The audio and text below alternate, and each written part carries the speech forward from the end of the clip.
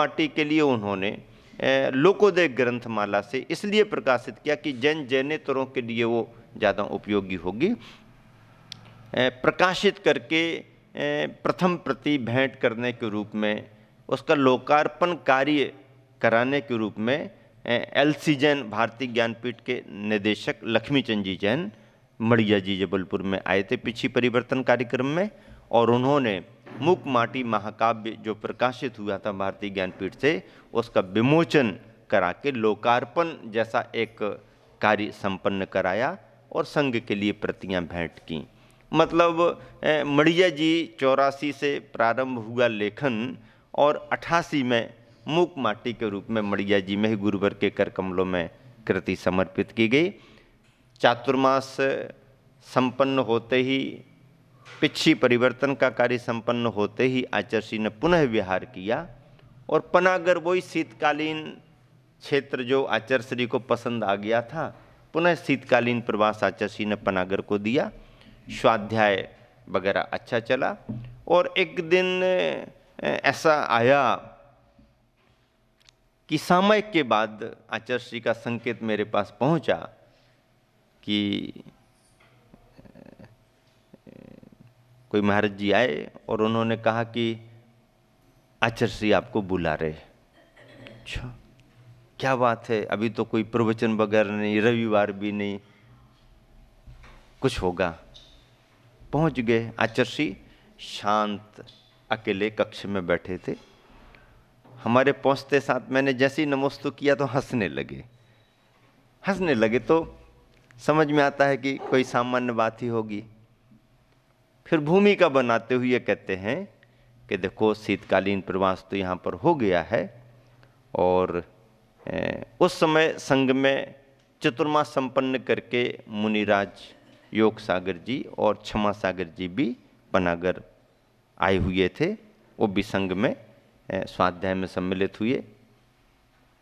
कुछ समय बाद आचार्य ने ऐसे ही बुला करके कहा कि शीतकालीन प्रवास तो हो ही रहा है, थोड़ा सा एक ऐसा कार्य देखना है। ऐसा कार्य देखना मतलब मन में आया कैसा कार्य देखना? बोले वो ऐसा है कि वो देवरी केसली वगैरह जो है ना, उसके पास में टड़ा भी है ना। हमने कहा हाँ चर्ची टड़ा है ना, नन्ही देवरी के पास में ही टड़ा है, केसली के पास टड़ा पड़ता है। तो बोले हाँ वही तो मैं कहना चाहता, वहाँ पर पंचकल्याणक गजरत का आयोजन है। हमने कहा हाँ चर्ची, और आपका बिहार होगा तो उस तरफ बहुत अच्छा रहेगा। बोले नहीं नहीं सुनो तो आगे सुनो तो क्या है चर्ची? बोले वो देखो ऐसा है कि अभी हमारा तो उस तरफ जाना होगा नहीं, क्षमा सागर जी महाराज जी को संकेत दे रहे हैं कि टड़ा का पंचकल्याणक संपन्न कराने को जाना है और उनके साथ में आपको भी जाना है। तो चौंक गया। मैंने कहा कि आचार्य हम तो आपके साथ ही रहेंगे। नहीं नहीं ऐसा थोड़ी, पंचकल्याणक के लिए भेज रहे हैं। पंचकल्याण उस इलाके में बहुत लोग इकट्ठे होंगे और आपका इलाका परिचित है ऐसा आचार्य मानस बनाने के लिए। हाँ नहीं आचार्य क्षमा सागर जी और भी महाराज जी को भेज दो, हमारा तो हम तो आपके पास ही रहे। नहीं नहीं वो तो है, लेकिन थोड़ा महाराज जी थोड़े अस्वस्थ रहते, उनके साथ में कोई एक भैयावृत्ति वाला भी चाहिए, थोड़ा आप देखो। आचार्य हम अकेले? हाँ दोनों जन चले जाओ। तो हमने कहा आचार्य और भी महाराज जियों को भेजो किसको भेजें? तो हमने कहा आचार्य आप जिसको भेजो। किसको भेजें? तो हमने कहा आचार्य हमारे को भेज रहे कि उस इलाके में तो स्वभाव सागर जी भी तो उसी इलाके के, उनको भी भेजो ऐसा कहा हमने। तो आचार्य हाँ हाँ आप बात कर लो उनसे, आप बात कर लो। ठीक है आचार्य, और भी कोई आप बात तो करो, कोई एक आध दो और जाए तो आप बात करो। स्वभाव सागर जी के पास हम गए। महाराज जी चलो। कहाँ चले? बिहार करना है, टड़ा में पंचकल्याणक है, आचार्य का संकेत मिला है। अरे नहीं भैया हम नहीं जाते वहां पर नहीं नहीं चलना है, आचार्य का आशीर्वाद है। क्या करेंगे अपन चल के वहां पर, यहीं अच्छे अपन तो। आचार्य ने संकेत तो दिया है और आपका नाम आ गया है। आचार्य ने हमारा नाम दिया, नाम तो हमने लिया है, लेकिन आचार्य ने कहा है कि बात तो कर लो उनसे। अरे यार, आपने हमारा नाम काहे को ले दिया? चलो तो फिर आचार्य को क्या कह दें? आचार्य को क्या कह दें, मना नहीं कर सकते हैं। तो हमने कहा फिर आचार्य को कह देते हैं कि महाराज जी नहीं नहीं हम ही चलते हैं। चलो ले गए। क्यों स्वभाव सागर जी? आचार्य महाराज जी क्या कह रहे, विहार करना है? हमने थोड़ी कहा है। तो हाँ, हम भी नहीं चाहते, लेकिन ये कह रहा है कि स्वभाव सागर जी को भी ले जाएंगे। तो आचार्य फिर क्या करना? नहीं, अनुकूलता हो तो करो विहार, पंच कल्याण के बड़ा कार्यक्रम समाज अपेक्षा रखती है, कोई ना कोई संग जाना चाहिए, सूर्य मंत्र देना पड़ते हैं। फिर ऐसी चर्चा होते होते आगे पीछे निर्भय सागर जी से भी निर्भय सागर पूछने लगे कि कुछ बिहार यार का चल रहा क्या? तो हमने कहा क्यों, आपको भी चलना क्या? नहीं, बोले नहीं, चर्चा चल रही कि कोई बिहार वगैरह होना है, टड़ा वगैरह के लिए। हाँ होना है। कि चलो महाराज जी पंच कल्याण कराने के लिए चलते हैं। अरे बोले आचार्य से ऐसा थोड़ी, हम पूछे लेते हैं। आचार्य निर्भय सागर जी को भी ले जाए। हाँ उनसे पूछ लो। ऐसा करके 4 महाराज जियों को आचार्य ने, क्षमा सागर जी हमारे लिए, स्वभाव सागर, निर्भय सागर जी। बोले देखो हाँ बढ़िया है ना, अब 1 2 क्या 4 हो गए ना। हाँ करो विहार अच्छे से।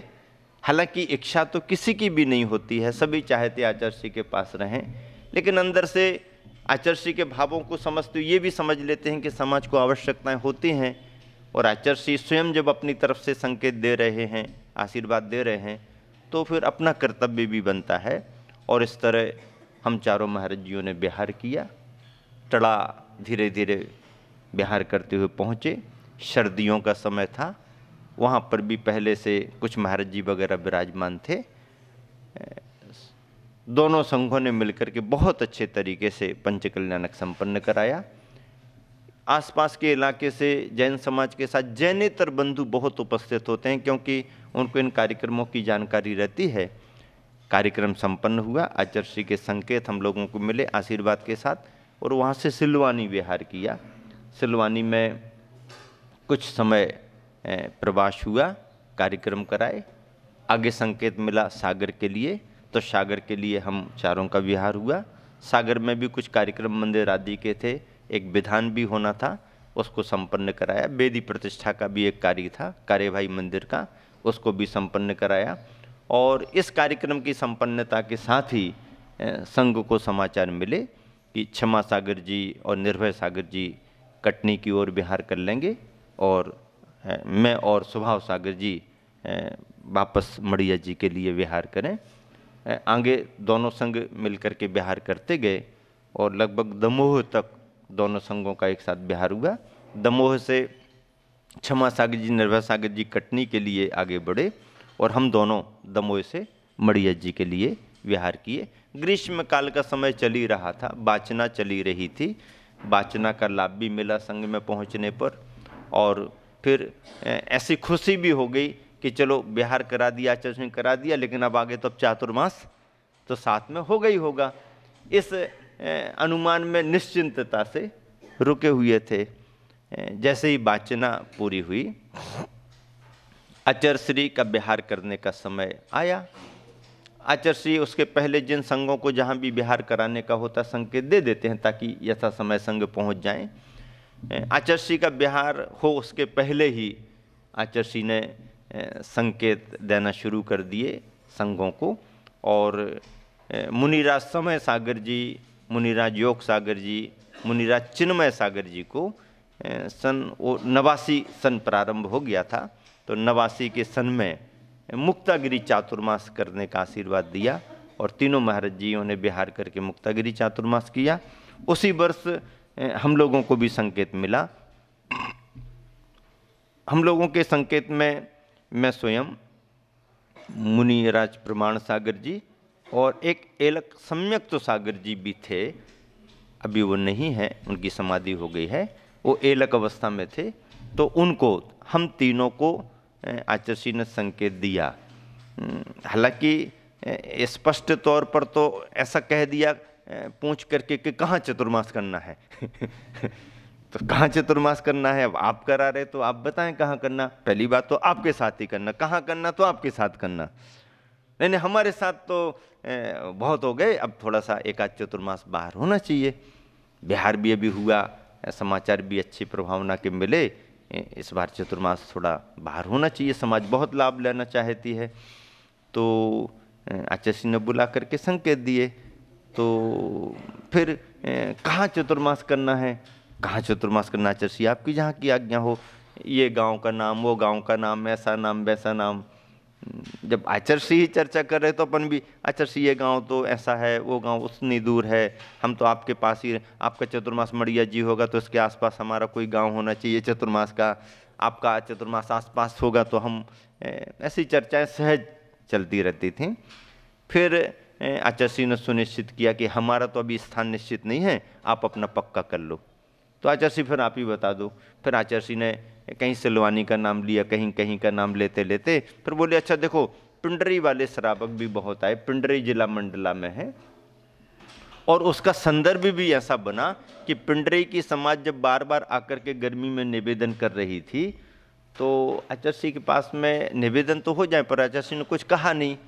अब उनको कोई ऐसी आशा नहीं बंधी कि चतुर्मास मिलेगा, तो वो हम लोगों से परिचित थे तो हमारे पास आके बैठे कि महाराज जी कोई सिफारिश कर दो, महाराज जी कोई संघ दिला दो, महाराज जी किसी संघ का चातुर्मास हो। तो अपने मन में आता है कि समाज का कोई काम बने तो अच्छा है, और आचार्य के पास चर्चाएं होती रहती हैं। तो एक दिन बीच में मैं कमेटी को लेकर के आचार्य के पास गया। आचार्य ये पिंडरी वाले भी बहुत भावना रखते हैं, अपना आपका बिहार हुआ था तब से संघ गया नहीं, इनको भी चतुर्मास कराने के भाव आदि आदि ऐसा करके। आचार्य छोटा गांव है, बड़ा संघ, पूरे संघ का मांग रहे हो तो चौमासा, कहते आचार्य आप अपना चौमासा करो। ऐसे चौमासे होते हमारे वहाँ पर, छोटा गांव है, हालांकि लगभग 100 घर की समाज है, 3 मंदिर हैं। तो ऐसा करके हंसते हुए आचार्य टालते रहते थे। फिर जब आचार्य ने बुलाया और संकेत दिया तो बोले फिर ऐसा करो, पिंडरी चतुर्मास आप लोगों का ठीक रहेगा। आचार्य अरे बोले आपने कहा था ना कि इन लोगों को चतुर्मास मिलना चाहिए ना। मैंने कहा वो तो आपके चतुर्मास के लिए बात थी और दूसरे संघ के लिए। नहीं नहीं, हाँ देखो देखो, पिंडरी भी अच्छी समझ, वृत्ति लोग हैं। ऐसा करके आचार्य ने आशीर्वाद दिया। उस वर्ष हम लोगों का पिंडरी में चतुर्मास हुआ। पिंडरी का चतुर्मास अपने आप में बहुत सारे त्यागी वृत्ति संघ में सम्मिलित हुए थे, इस मायने में महत्वपूर्ण था। उस वर्ष हम लोगों ने चतुर्मास में सबसे पहली संगोष्ठी मूकमाटी पर आयोजित की और अच्छे अच्छे विद्वानों को बुला करके संयोजना की। सुरेश सरल जी साहित्यकार ने आयोजना की। डॉक्टर नेमीचंद जी जो तीर्थंकर पत्रिका के संपादक इंदौर के थे, वो विशेष रूप से उपस्थित हुए थे।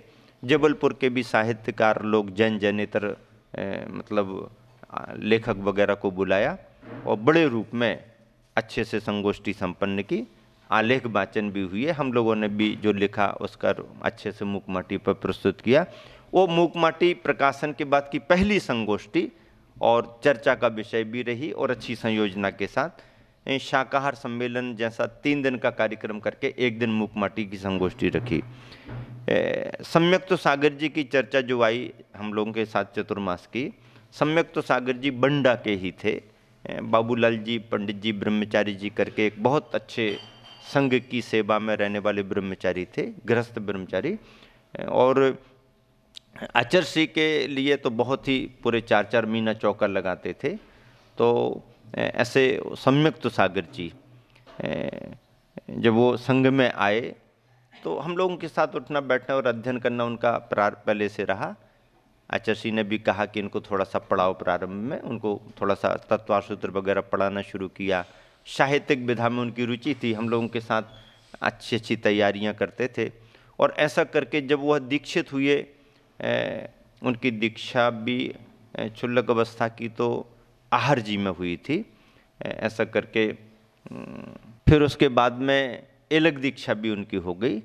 साथ में संघ में रहने पर आचार्य श्री के प्रवचन जो अनुपलब्ध होते थे, हम लोगों की रुचि रहती थी अच्छे अच्छे प्रवचनों का संकलन किया जाए, आलेखन कराया जाए और अच्छी तरह से उसकी तैयारी करके पुस्तिका के रूप में लोगों को पढ़ने को मिले।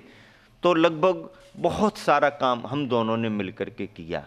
सम्यक सागर जी का योगदान आलेखन के रूप में बहुत रहता था।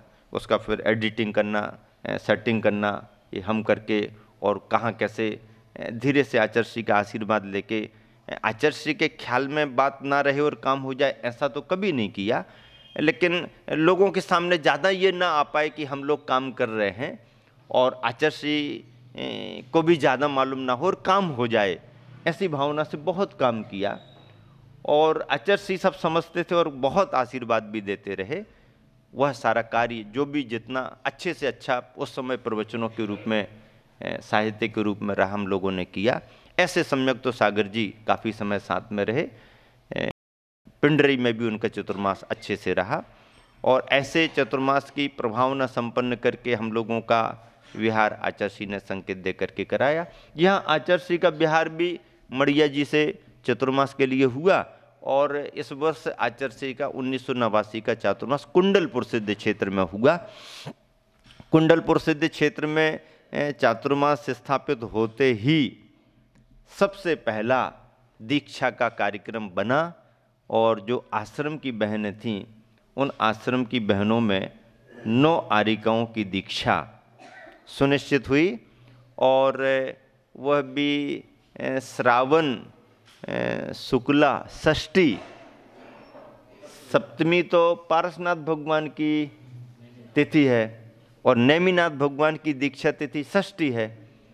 तो नेमिनाथ भगवान की दीक्षा तिथि पर दीक्षाएं हुई थीं और आपके ही बागड़ से समझ लीजिए, बागड़ गौरव भी हैं और आप सबके परिचित भी हैं और जिन्होंने आप सबको जैन धर्म का विशेष रूप से बोध कराया, प्रेरणा दी, ऐसे पूर्णमती और उनके साथ में प्रशांतमती, डूंगरपुर की पूर्णमती जी हैं यहाँ पर, और प्रशांतमती कुंडलपुर के पास पटेरा की ही थी, ब्रह्मचारिणी पुष्पा दीदी और ब्रह्मचारिणी बीणा दीदी।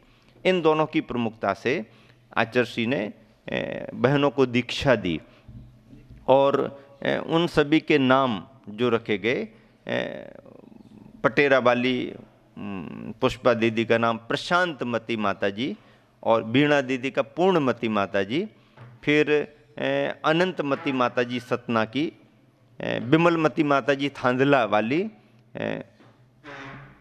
शुभ्रमती जबलपुर वाली, कुशलमती पिंडरी वाली, निर्मलमती जी कटंगी वाली, शुक्लमती जी पिंडरी वाली और साधुमती जी रायपुर वाली।